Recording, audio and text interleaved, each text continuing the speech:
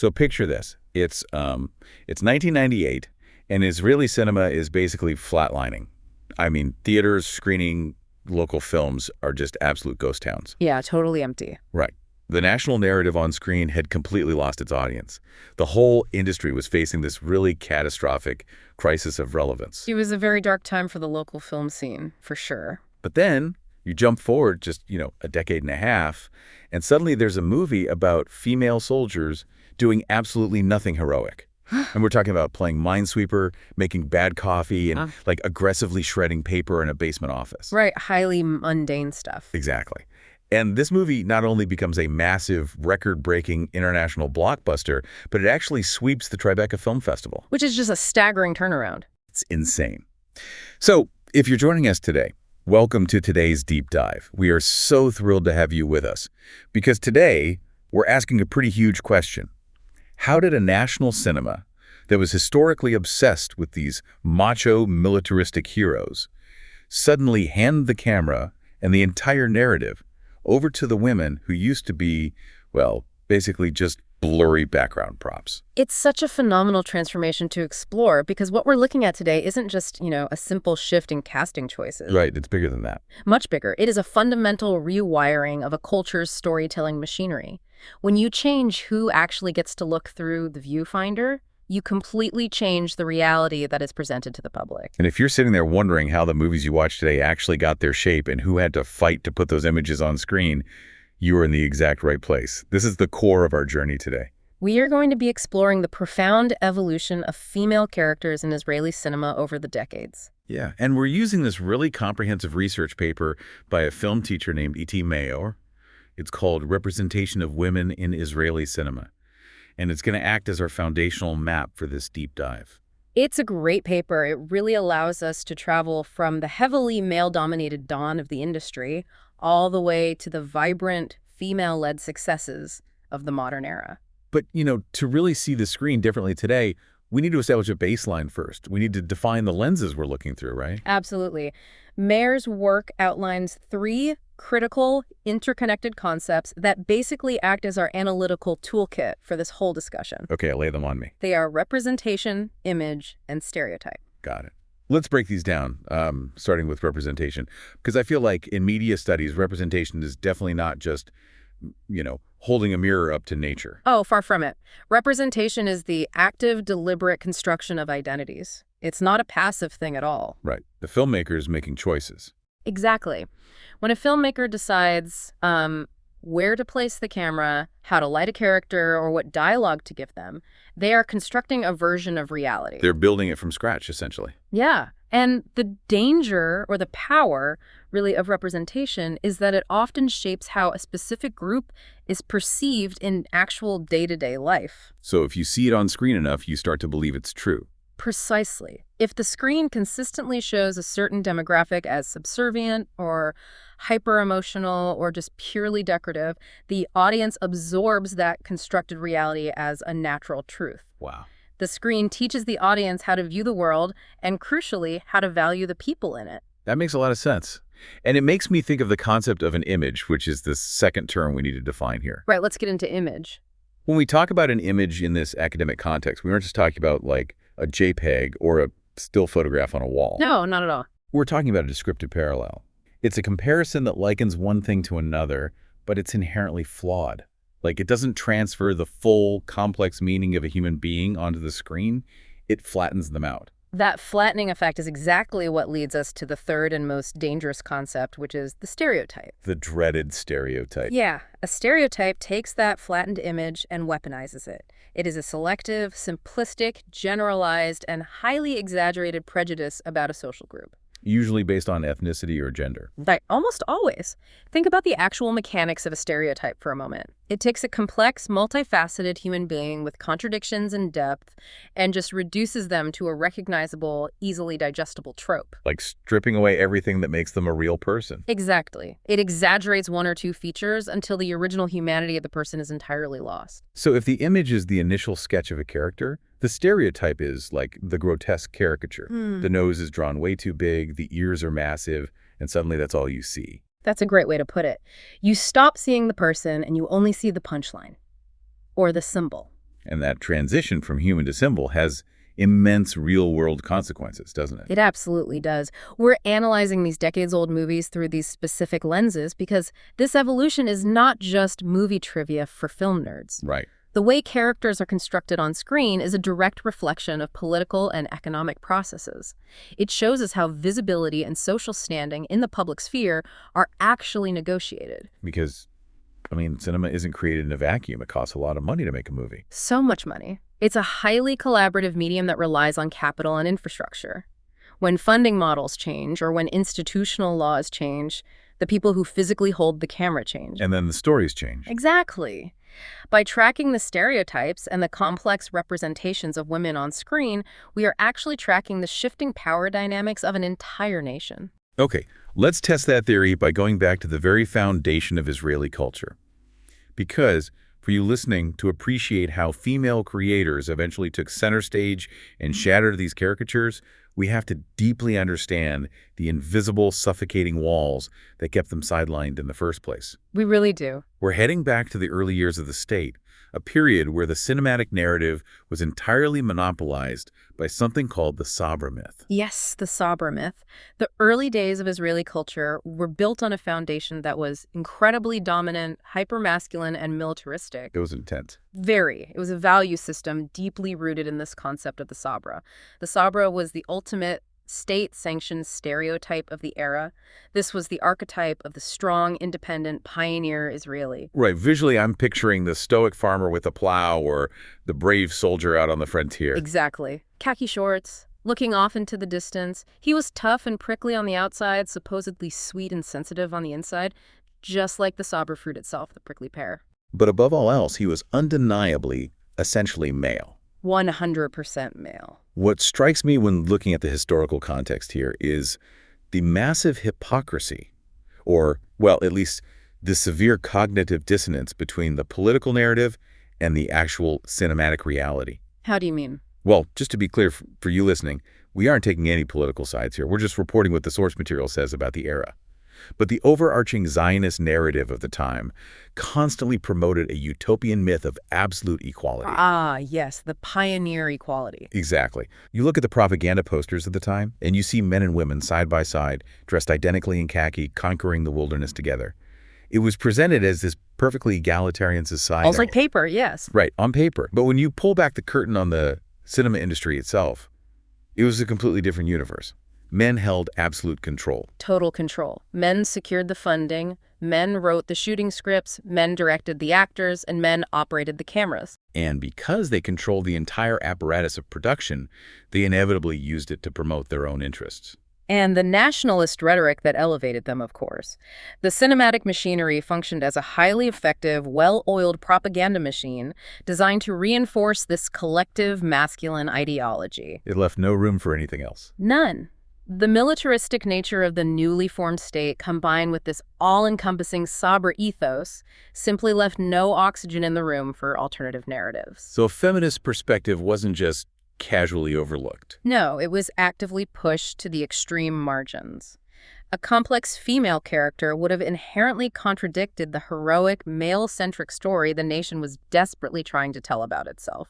It's basically the ultimate rigged game. It's like the establishment writes the rules, they act as the referees, they control the scoreboard, and then they tell the public that everyone has an equal chance to play. But the scoreboard only ever registers the points scored by the Sabra hero?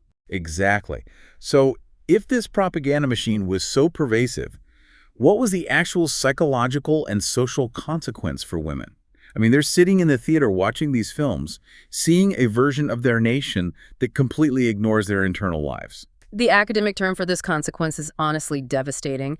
It's called symbolic annihilation. Wow. Or in Hebrew, hachasha simblit. This is a crucial concept for Maor's research. What does that actually look like in practice? Well, symbolic annihilation does not mean women were necessarily portrayed as villains or even portrayed poorly. It means they were subject to a complete and total lack of representation in the mass media. They just weren't there. They were symbolically wiped out of the national consciousness. If you did not fit into the rigid, militaristic, masculine Sabra mold, your stories, your struggles, and your inner life simply did not exist on the screen. You were invisible. Symbolic annihilation. That carries so much weight. It means you aren't just stereotyped. Your very existence is deemed unworthy of the camera's attention. You are functionally erased from the history being written on celluloid. But, history is never static. Societal structures, no matter how rigid they seem, eventually face pressure. And this monolithic Sabra myth couldn't survive the reality of a changing nation forever. It definitely started to crack. Which brings us to the 1970s. This is a period where the cultural tectonic plates really started to shift, and the new wave of Israeli cinema arrived. Yes, the 1970s marked a profound cultural fracturing. The nation had been through immense trauma and social upheaval, particularly around the 1973 Yom Kippur War. Although the cultural shifts were bubbling up even before that, right? They were, yeah.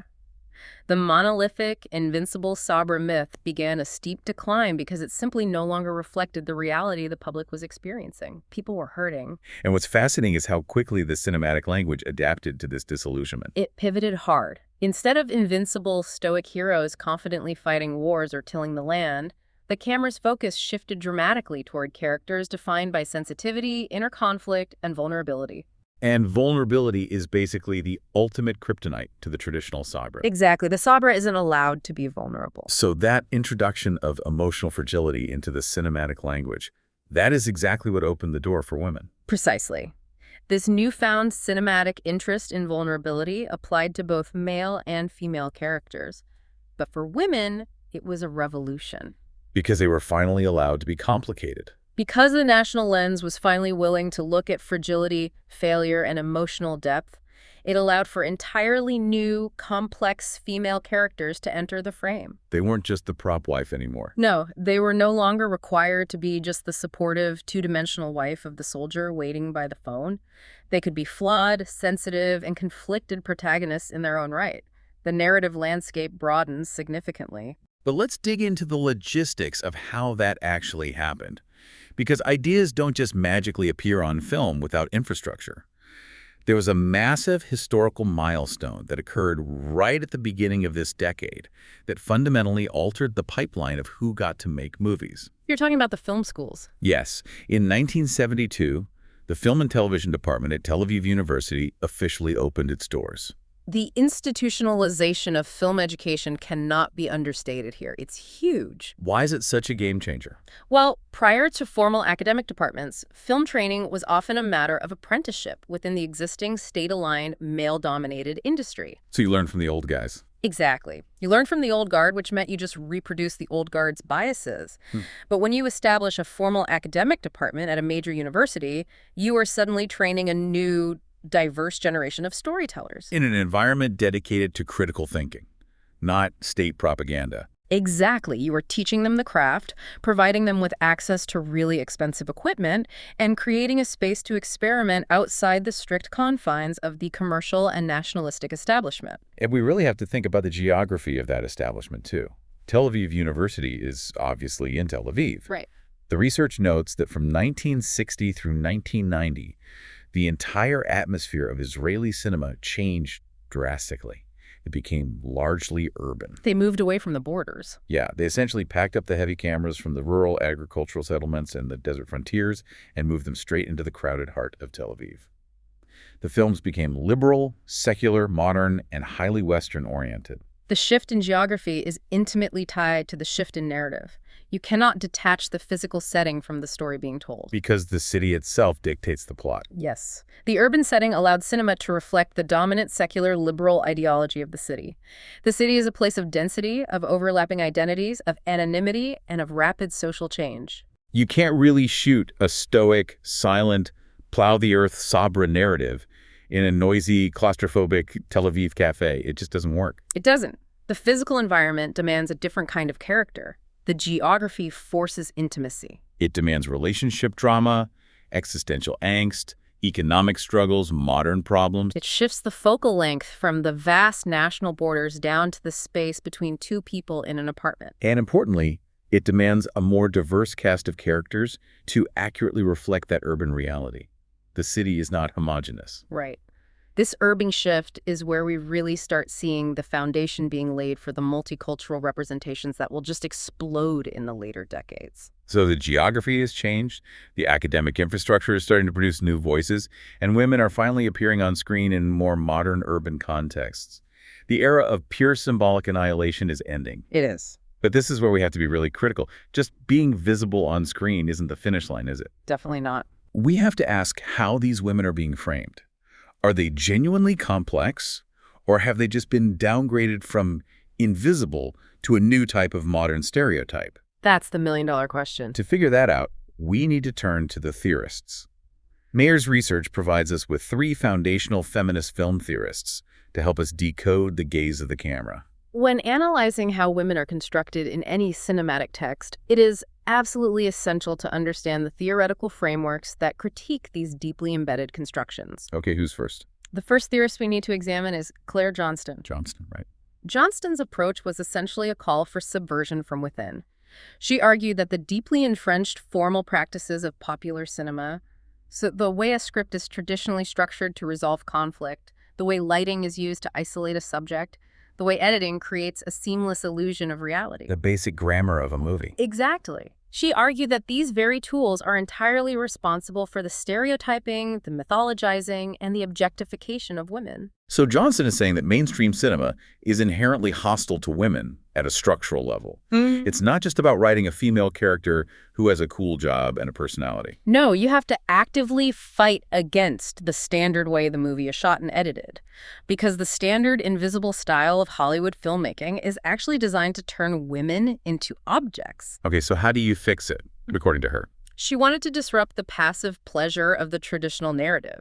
She believed that a feminist filmmaker must use the tools of popular cinema against itself. Like tricking the audience. Sort of, creating jarring moments or subversive character arcs that force the audience to recognize the artificiality of the female stereotypes they're consuming. Got it. But then we have the second theorist, Laura Mulvey, who looks at Johnston's idea of subverting the system and essentially says it is not nearly enough. Mulvey takes no prisoners. She doesn't. Mulvey takes a much more radical, uncompromising stance. She's legendary in film theory for a reason. She looks at the traditional Hollywood system and declares it entirely unfixable. Unsalvageable. She completely rejects the possibility of creating any kind of subversive women's cinema from within the mainstream system. She doesn't want to tweak the narrative or hack the editing. She calls for the active, complete destruction of existing forms of visual representation. Mulvey's perspective is vital because she clearly identified and named the male gaze. The famous male gaze. Yes. She argued that the actual mechanics of the camera in traditional cinema are inherently male. The audience, regardless of their own gender, is forced to identify with the active male protagonist. And view the female characters as passive objects of desire. Right. The camera pans up a woman's body, it fragments her, it lingers on her as a spectacle for the male character to look at, and by extension for the audience to look at. Because this voyeuristic structure is so foundational to classical cinematic pleasure, Mulvey argues you cannot simply insert a strong female hero and call the film feminist. Exactly. If the camera still treats her as an object of spectacle, nothing has changed. The very language of the film, the pleasure of watching, has to be completely dismantled. Okay, let me try to ground this in a structural analogy for the listener.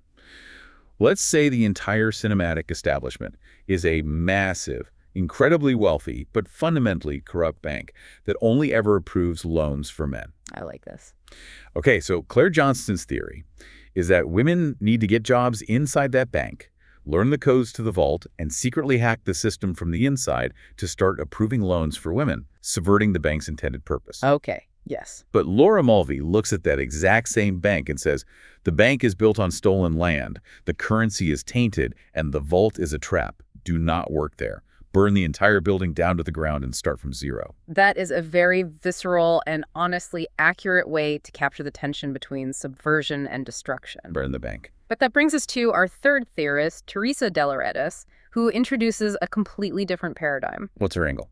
De Lauretis contrasts sharply with Mulvey's purely destructive approach. She proposes a constructivist approach. So if Mulvey is standing in the ash of the burned-down bank, what is de Lauretis doing? De Lauretis is looking at the ashes and saying, well, we still need an economy, so let's build a completely new, better bank next door. Build a new bank. Yes.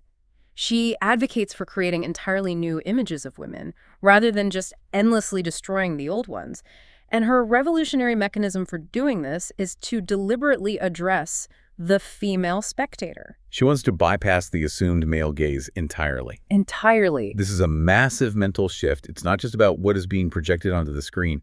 It's about who the screen thinks it is talking to in the dark theater. Exactly. It is about changing the subject position of the viewer. Delaretis argues for a cinema that speaks to the viewer as a woman. How does a movie do that? By constructing narratives, pacing, and visual styles that resonate with female experiences, female rhythms, and female ways of looking. This approach actively challenges the patriarchy by just ignoring it. It establishes a completely new set of conditions for representing what is possible for women, ignoring the male gaze, rather than spending all its energy fighting it. You know, I find Delaretis' approach the most inspiring.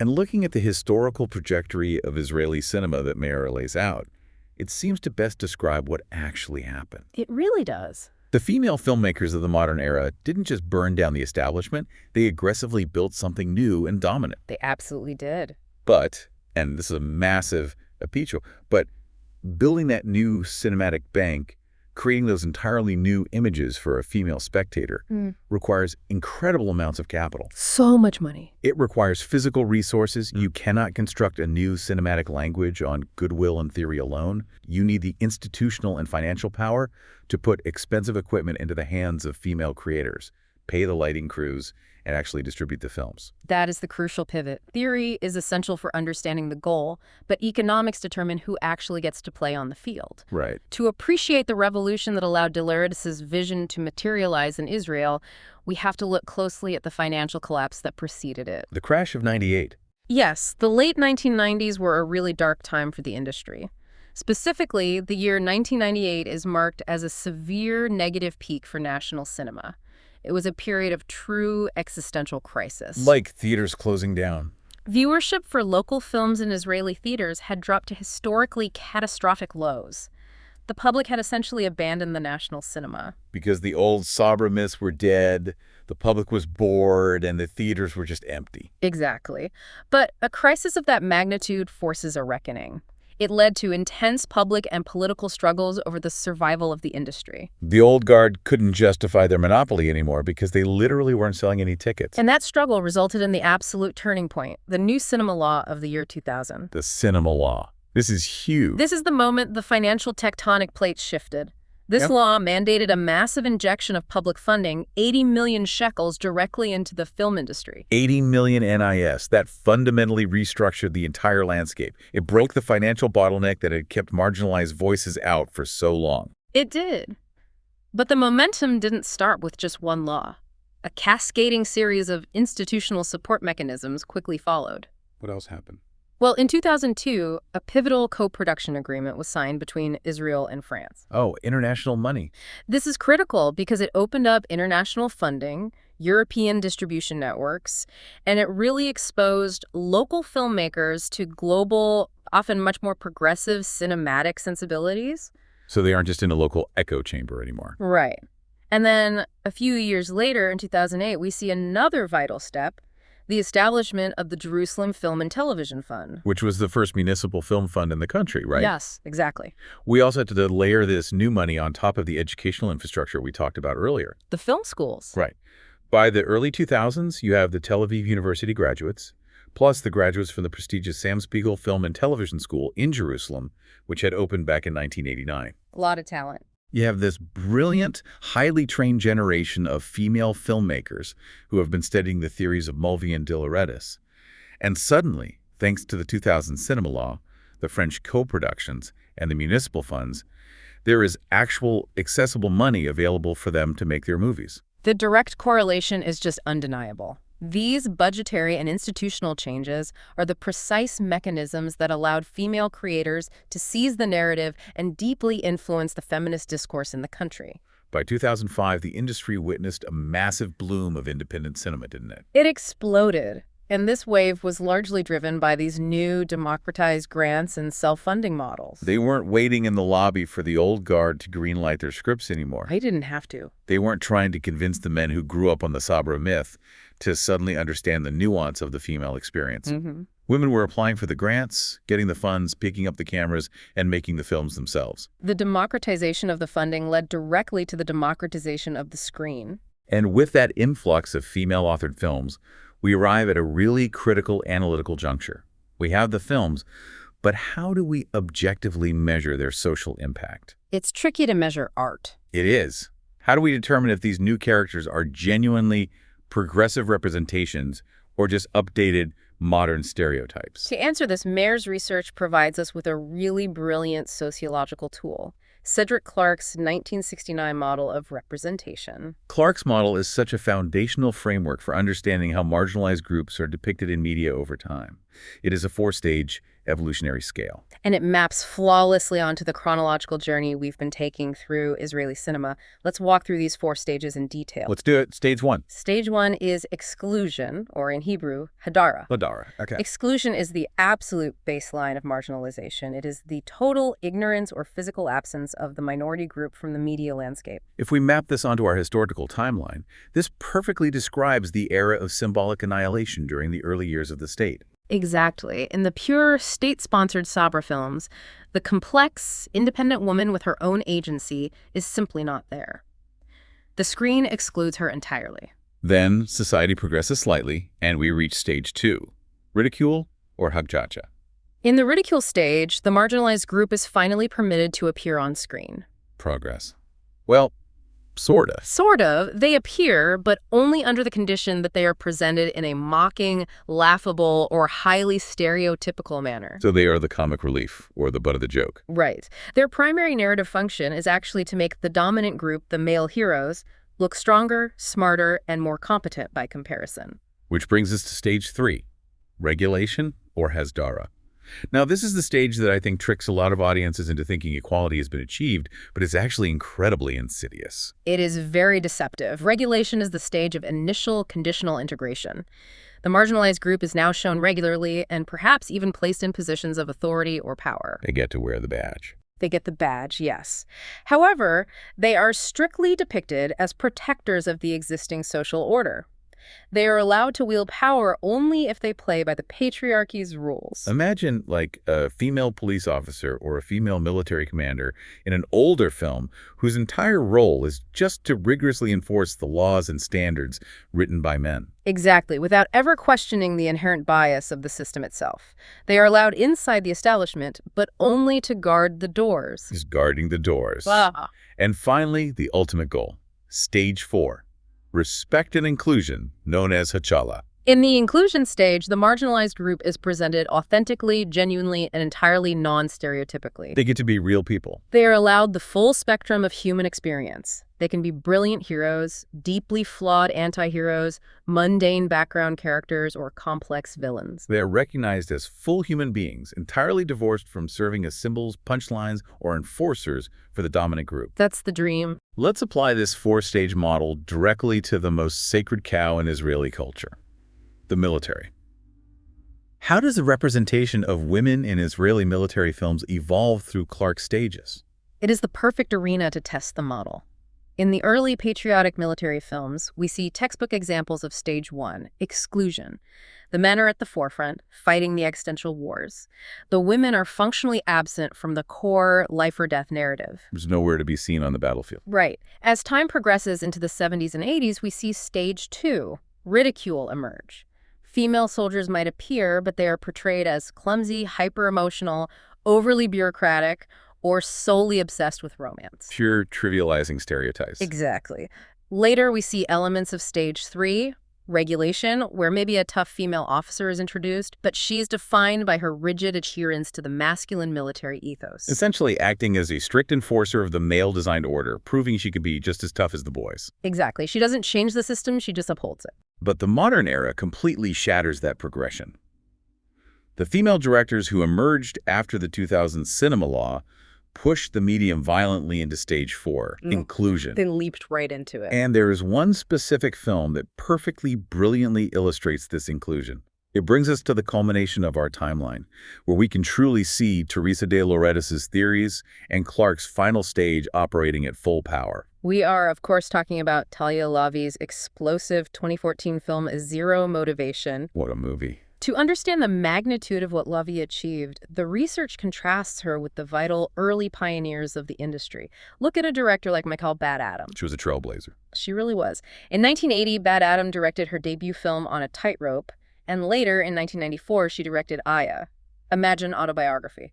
Bad Adam was breaking ground in an era when it was incredibly difficult, acting powerfully in early films and then demanding the director's chair. She laid the essential track. She fought the early battles of representation, and that track eventually led to the cultural phenomenon of zero motivation. Zero Motivation is an absolute masterpiece of subversion.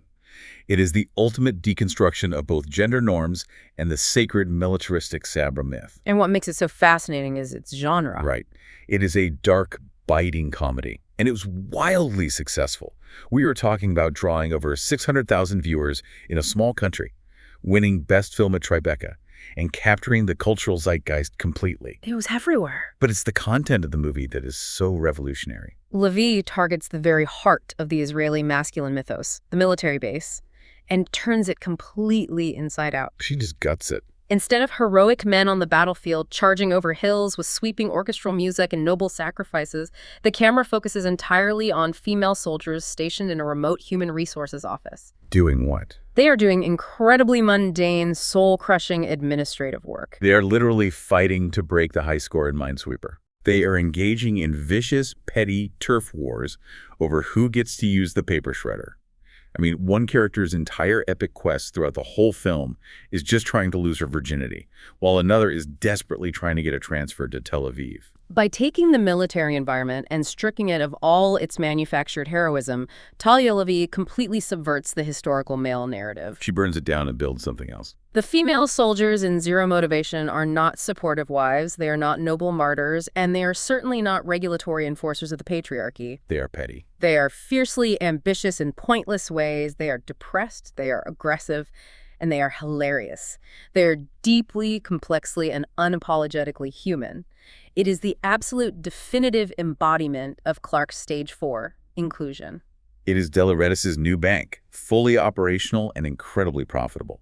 Lavi addresses the female spectator directly, creating an entirely new image of women inside the exact system that used to exclude them. And the thing is, Zero Motivation is not an anomaly. No, it's just the tip of the iceberg. It is part of a massive, unstoppable wave of modern successes that represent a vibrant, multicultural female voice in Israeli cinema. The sheer volume and quality of the output from female directors in the modern era is staggering. It really is. We see Karen Yadaya's brutal, uncompromising film, or winning the Camera d'Or at Cannes in 2004. That was a massive win. We see the emergence of films exploring intersectional identities, like Elite Zexer's brilliant 2016 film Sandstorm, which intimately explores the lives of Bedouin women, or Maysalun Hamoud's In Between, capturing the lives of Palestinian women in Tel Aviv. And crucially, we see the monumental impact of the Elkabet siblings. We absolutely have to talk about Ronit and Shlomi Elkabet. Their trilogy, To Take a Wife, Shiva, and Get. The Trial of Viviana Anselm, their work represents a total paradigm shift. A completely new way of framing drama. They take the intense, suffocating drama that used to be reserved for war films and national borders, and they inject it directly into domestic spaces. The battleground in an Elkabet's film isn't a trench, it is the kitchen table during Shiva. Or the claustrophobic waiting room of a rabbinical court. Yes.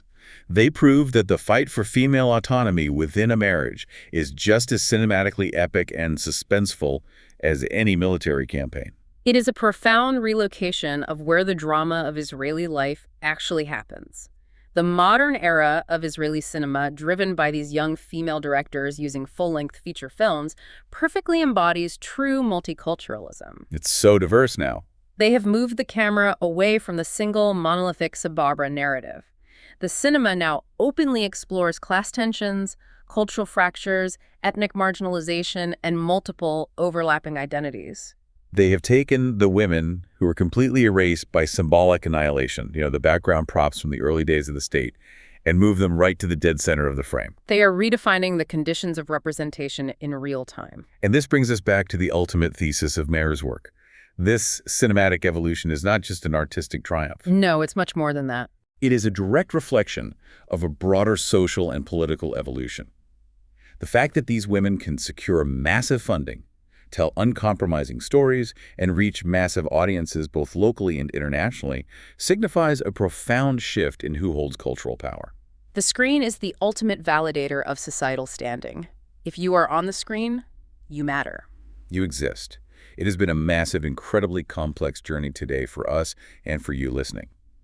Let's trace the arc one last time before we wrap up. Let's do it. We started in a cinematic landscape, completely suffocated by the rigid, militaristic Sabra myth, a world where women faced absolute symbolic annihilation, excluded from the frame and the national story. We saw the first cracks form in the 1970s as the trauma of war brought a necessary vulnerability to the screen. And the establishment of film schools and the urban shift to Tel Aviv changed the physical geography of Israeli storytelling. We examined the critical need to decode the camera's gaze through the feminist theories of Johnston, Mulvey, and Dilloretis. We saw the transition from the desire to destroy the patriarchal cinematic system to the vital constructivist work of building a new visual language that speaks directly to the female spectator. Then we followed the money, tracking the existential crisis of 1998 that forced the institutional revolution, the 2000 cinema law, the international co-productions, and the municipal funds, which finally put the financial means of production directly into the hands of the women who had been marginalized for decades. And we applied Clarke's model of representation to measure the undeniable progress, moving from the dark days of exclusion and ridicule, navigating the deceptive stage of regulation, to finally arrive at the genuine, complex inclusion we see today. We witnessed the rise of a rich, diverse, and unapologetic female-led cinema in masterpieces like Zero Motivation and Get. The background props haven't just rewritten their own scripts. No, they've built their own studios, redefined the national culture, and won the biggest awards in the world.